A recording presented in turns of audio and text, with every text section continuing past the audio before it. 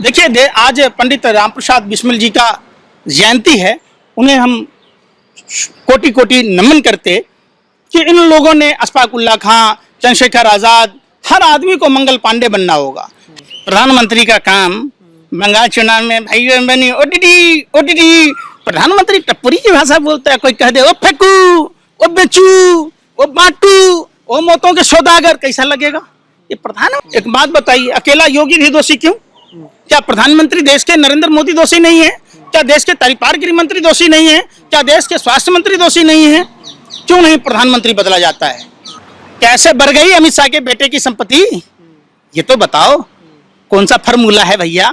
जब हम जिंदा ही नहीं रहेंगे तो क्या मंदिर, क्या मस्जिद, क्या गिरजाघर, क्या गुरुद्वारा। इस पनामा मामले में पाकिस्तान में नवाज शरीफ की कुर्सी चली गई, उसी मामले में हिंदुस्तान के 65 हस्तियों के नाम है और कुछ फिल्म सेलिब्रिटियों के भी नाम है। इसलिए नहीं बोल रहे। देश के लोगों को यही बात समझने की जरूरत है। आज जो देश के पालनहार अन्नदाता किसान भाई ये लड़ाई लड़ रहे, ये देश की दूसरी आजादी किसानों की बात बनाने से बच्चा पैदा होता था, ये गांधारी का रिकॉर्ड को तोड़ देते। 1 करोड़ 1 बच्चा होता है।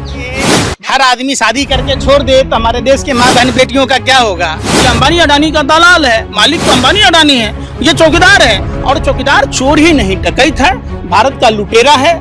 जितना विदेशी आक्रमणकारियों ने भारत को नुकसान नहीं पहुंचाया, मोदी जी की सरकार ने भारत को बर्बाद कर दिया।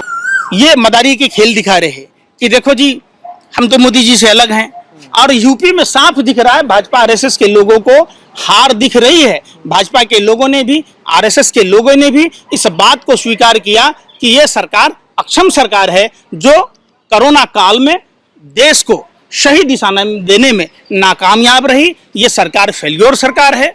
इस निकम्मी, निठल्ली, कुकर्मी, मौतों के सौदागर, जो नरसंहार करने वाली सरकार भाजपा की मोदी सरकार को उखाड़ फेंकना होगा, तब जाके देश बचेगा। जो कहता था भाइयों बहनों मित्रों, जो गंगा साफ नहीं कर सकते, जिनसे गंगा साफ नहीं होता, उनको सत्ता में रहने का अधिकार नहीं। मेरा मन कहता है माँ गंगा ने बुलाया है। अरे निकम्मो, तुझे जसोदा बेन ने बुलाया है। आज देश में जो भाजपा आरएसएस के लोगों ने नफरत का बीज बोया है, पूरा देश जल रहा है, पूरा देश गर्त में चला गया, आउट ऑफ कंट्रोल है, सरकार का इंजन फेल है। जो आदमी हर बात में नगर निगम के चुनावों में भी जाकर धार्मिक रंग देने की कोशिश कर रहा था, आज वो लोग अपने अपने भगवान इष्ट देवताओं का नाम लेकर लोगों को घर घर तक राशन क्यों नहीं मुहैया करा पा रही है? दवाइयां क्यों नहीं मुहैया करा पा रही है? अस्पतालों में बेड क्यों नहीं मुहैया करा पा रही है? अस्पतालों में ऑक्सीजन क्यों नहीं मुहैया कराई जा रही है? यहां तक कि हिंदू धर्म के हिसाब से 16 संस्कार होते हैं। 16वां संस्कार में अंतिम संस्कार भी शामिल है। आपने देखा होगा उत्तराखंड, उत्तर प्रदेश, बिहार में भाजपा की सरकार है। हिंदू समाज के लोगों को, जो मृत आत्माएं हैं, भगवान उन्हें मोक्ष की प्राप्ति। हिंदू मजबूत हो रहा है। अरे कहाँ का हिंदू मजबूत हो गया, हिंदू मजबूत हो गया? आप जैसे पत्रकारों ने दलाली और बर्बागिरी के कारण हिंदू मजबूत हो गया। आज सबसे ज्यादा एक बात बताइए, 30 करोड़ मुसलमानों के चक्कर में देश की 70 करोड़ से अधिक हिंदुओं के साथ जितना जुल्म अत्याचार हो रहा है, अंग्रेजी हुकूमत की याद आ गई। अंग्रेजी हुकूमत के समय में हिंदुओं के लाश नदियों में फेंके जाते थे। आज मोदी जी की भाजपा सरकार में हिंदुओं के लाशों को लवारिस फेंक दिया गया।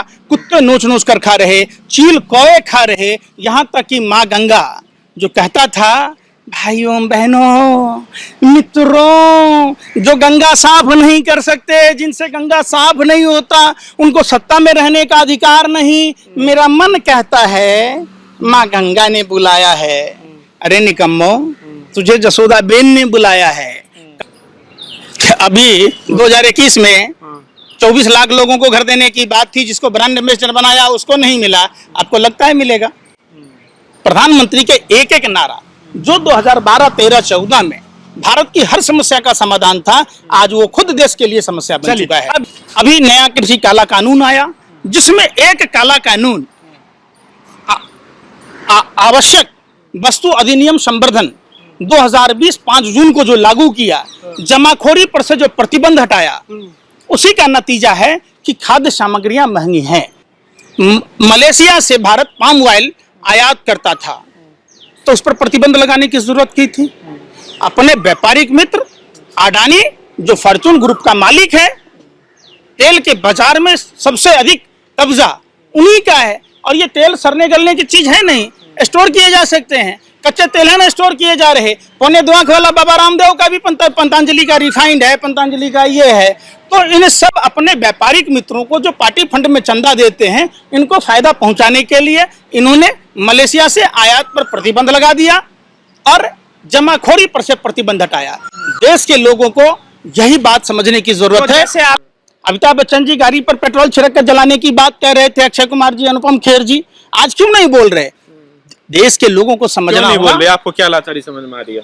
जिस पनामा मामले में पाकिस्तान में नवाज शरीफ की कुर्सी चली गई, उसी मामले में हिंदुस्तान के 65 हस्तियों के नाम है और कुछ फिल्म सेलिब्रिटियों के भी नाम है, इसलिए नहीं बोल रहे।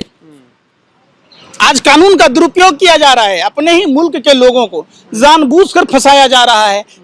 अंबानी के घर के बाहर एक लावारिस स्कॉर्पियो पाई जाती है, उसकी जांच हो जाती है, लेकिन भारत मां के वीर सपूत 40 से अधिक वीर सपूत शहीद हुए। वो कार किसकी थी जिस कार में 300 किलो से अधिक आरडीएक्स और जेलेटिन था? इसकी जांच नहीं हो पाती। अब आगे रास्ता क्या?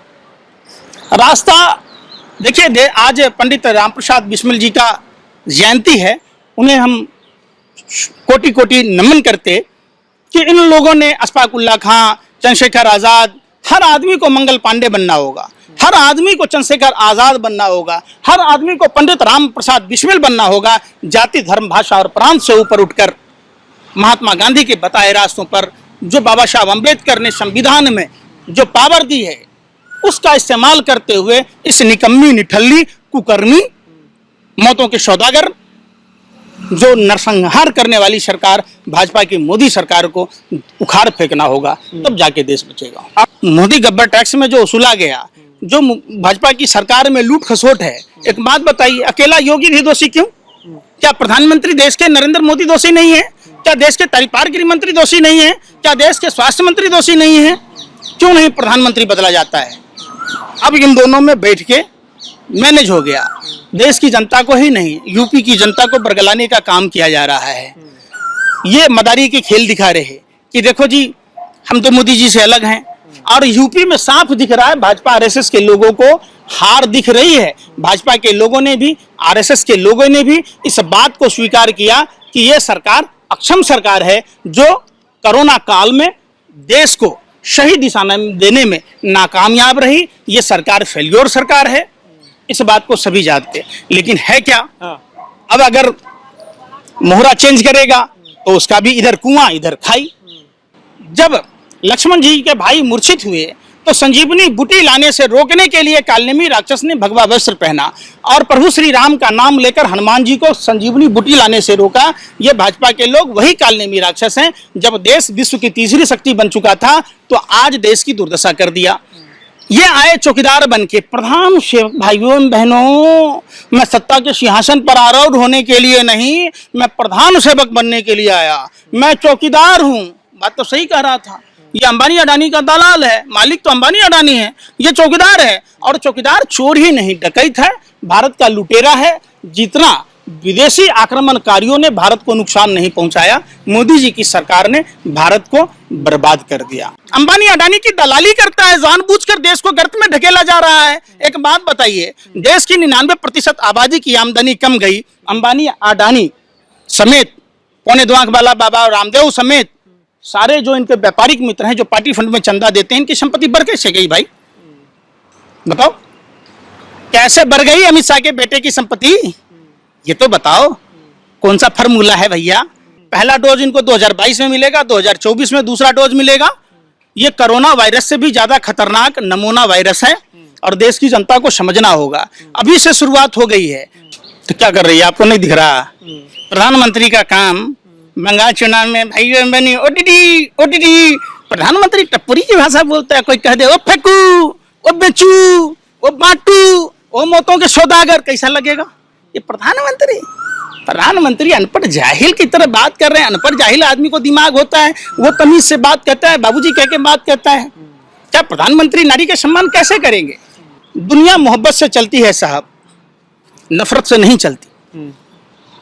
जो बरगद का पेड़ हवा को आंधी में परिवर्तित करता है, जब जंगल में आग लगती है तो बरगद का पेड़ भी जलता है। उसी जंगल में बांस के पेड़ जो आपस में टकराकर आग पैदा करता है, जब जंगल में आग लगती है तो बांस का पेड़ भी जलता है। आज देश में जो भाजपा आरएसएस के लोगों ने नफरत का बीज बोया है, पूरा देश जल रहा है, पूरा देश गर्त में चला गया।